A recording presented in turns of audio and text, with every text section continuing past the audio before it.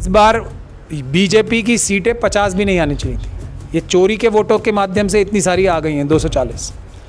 तो ये हमने देखा कि चुनाव आयोग के खिलाफ कोई सख्त बात करने से भी कांग्रेस पार्टी को अगर कोई रोकता है तो वो जयराम रमेश। ये पाया कि हर एक बड़ी विपक्ष की पार्टी में आरएसएस और बीजेपी ने अपने स्लीपर सेल्स यानी कि एजेंट यानी कि जासूस छोड़ दिए हैं। राहुल गांधी जी और खड़गे जी जो हैं वो विपक्ष के लोकसभा में और राज्यसभा में नेता हैं। तो सबसे पहले हमने ये सोचा कि इनके अंदर के जो स्लीपर सेल्स हैं, और अभी 2 लोगों का ही हम नाम ले रहे हैं, जयराम रमेश और वेणुगोपाल। आप देख रहे हैं VR न्यूज, एक नजर सच्चाई की ओर। सर, आज प्रेस कॉन्फ्रेंस आपने रखी थी, तो फिर क्या मकसद थी प्रेस कॉन्फ्रेंस? देखिए, हमारे देश में जो बाबा साहब डॉक्टर भीमराव अंबेडकर ने संविधान बनाया और संवैधानिक व्यवस्था बनाई, उसमें जो सबसे महत्वपूर्ण बात है वो है एक वोट का अधिकार जो बाबा साहब ने सबको दिया। इससे जो देश के हर एक नागरिक को देश का मालिक बनाया और अपनी सेवा करने के लिए, सेवक चुनने के लिए इलेक्शन का प्रावधान रखा। तो इलेक्शन में 2 तरह की पक्ष होते हैं। एक वो जो सत्ता पक्ष होता है, जो चुनाव जीत जाता है, उन लोगों का समूह, और एक वो लोग जो सत्ता समूह के सामने रह के उनके खिलाफ चुनाव लड़ रहे होते हैं, यानी कि उनके खिलाफ विचारधारा रखते हैं। हमारे देश में ज़्यादातर इलेक्शंस में सत्ताधारी पक्ष के वोट जो होते हैं वो हमेशा टोटल वोट जो पोल होते हैं उससे बहुत कम होते हैं।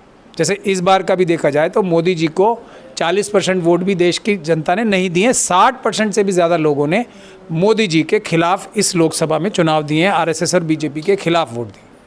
तो विपक्ष की जो भूमिका होती है वो भूमिका सत्ता पक्ष से भी ज़्यादा होती है देश का संविधान बचाने के लिए, देश की जो व्यवस्थाएं हैं उसको सुरक्षित रखने के लिए, देश को मजबूत करने के लिए और जनता के हर एक नागरिक का हक और अधिकार सुरक्षित करने के लिए। ये जिम्मेदारी विपक्ष जो है पिछले कई सालों से, ख़ास तौर पे पिछले 10-11 सालों से ठीक से नहीं निभा पा रहा है। ऐसा हमारे देश की जनता का मानना है, ऐसा हमारे देश की सिविल सोसाइटी का मानना है।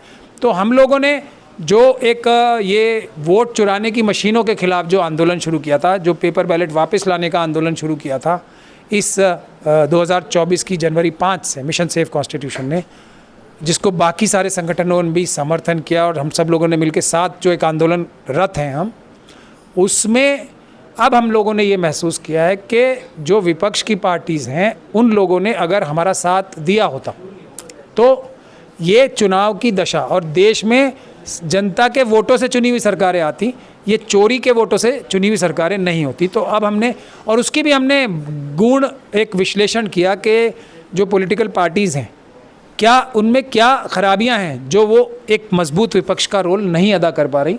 तो उसमें हमने ये पाया कि हर एक बड़ी विपक्ष की पार्टी में आरएसएस और बीजेपी ने अपने स्लीपर सेल्स यानी कि एजेंट यानी कि जासूस छोड़ दिए हैं।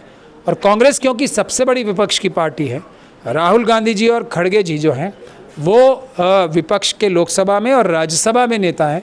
तो सबसे पहले हमने ये सोचा कि इनके अंदर के जो स्लीपर सेल्स हैं, और अभी 2 लोगों का ही हम नाम ले रहे हैं, जयराम रमेश और वेणुगोपाल, इनको आइडेंटिफाई करके हम लोग ये जो कांग्रेस का नेतृत्व है उससे कहें कि ये जो मशीनों के खिलाफ लड़ाई चल रही है, वोट चुराने की मशीनों के खिलाफ, अपने ये स्लीपर सेल्स को हटा के उनको भगा के आप लोग डेमोक्रेसी बचाने के लिए, संविधान बचाने के लिए जो असली लड़ाई है वो है वोट बचाने की।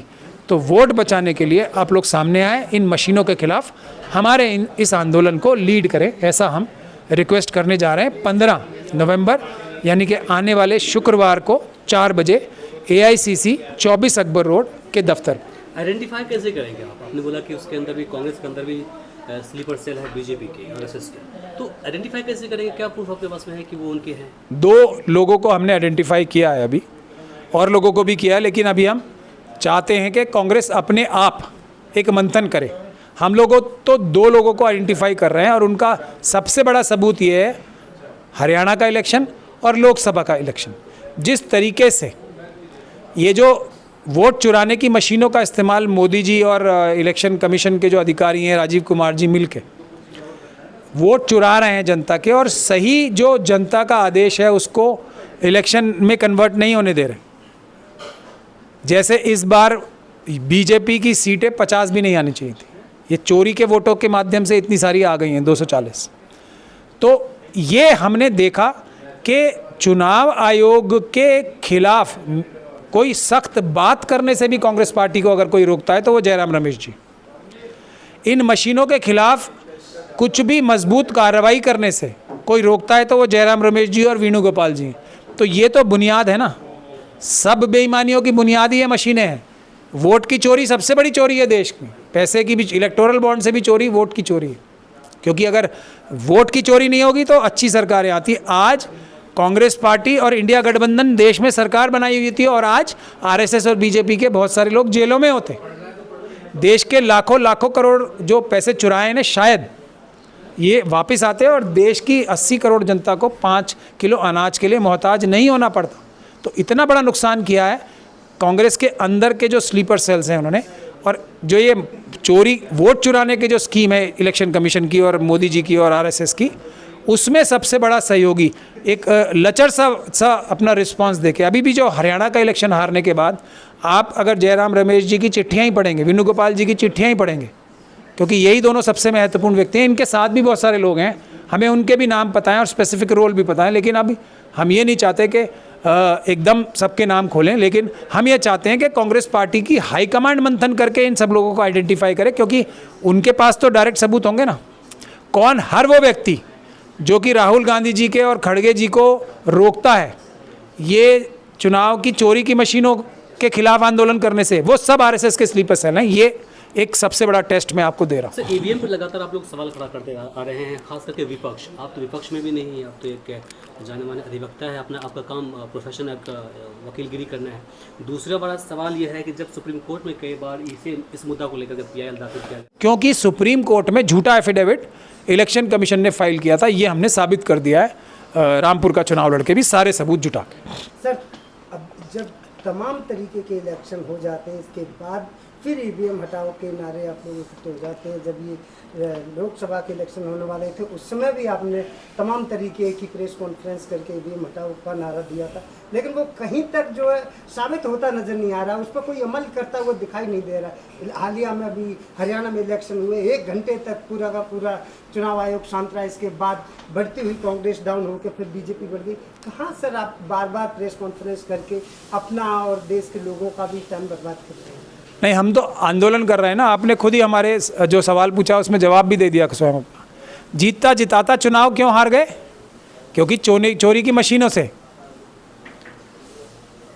यही हम बार बार कह रहे हैं। अभी कौन सा चुनाव, अभी तो चुनाव से पहले बोल रहे हैं ना, पहले कह रहे हैं और हम निरंतर कह रहे हैं। हम चुनाव से पहले और बाद का ख्याल नहीं रख रहे हैं, हम तो लगातार इस बात को कह रहे हैं। चाहे कांग्रेस पार्टी जीत जाए तब भी हम यही बात कहेंगे, चाहे कोई भी पार्टी जीते, चुनाव सिर्फ पेपर बैलेट से होने चाहिए। और हम लोगों की बात से सीख के तो आप देखिए, वहाँ अमेरिका में एलन मस्क और दूसरे लोगों ने भी कहा कि जो कोशिश हो रही थी वहाँ पे मशीनों को लाने की, उनको रोकने की काम किया। तो हाँ, क्योंकि हमारी बात में सच्चाई है। और एलन मस्क साहब ने ये नहीं कोई बहुत उन्होंने कह दी तो बहुत बड़ी बात हो गई, बात बड़ी है। अब कोई भी बोले वो बड़ी बात ही रहेगी, चाहे वो कोई भी व्यक्ति हो। पेपर बैलेट ही सुरक्षित, सबसे सुरक्षित मेथड है।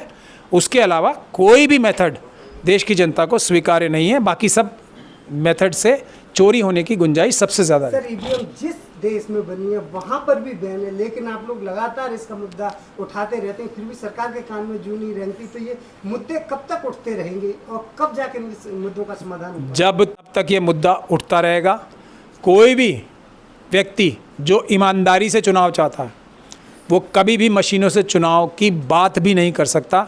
जिसके मन में वोट चुराने की नियत होगी, जिसके मन में बेईमानी करने की नियत होगी इलेक्शन की, वही मशीनों की बात करेगा। वरना हर व्यक्ति पेपर बैलेट से ही चुनाव कराने के लिए कहेगा। ठीक, शुक्रिया।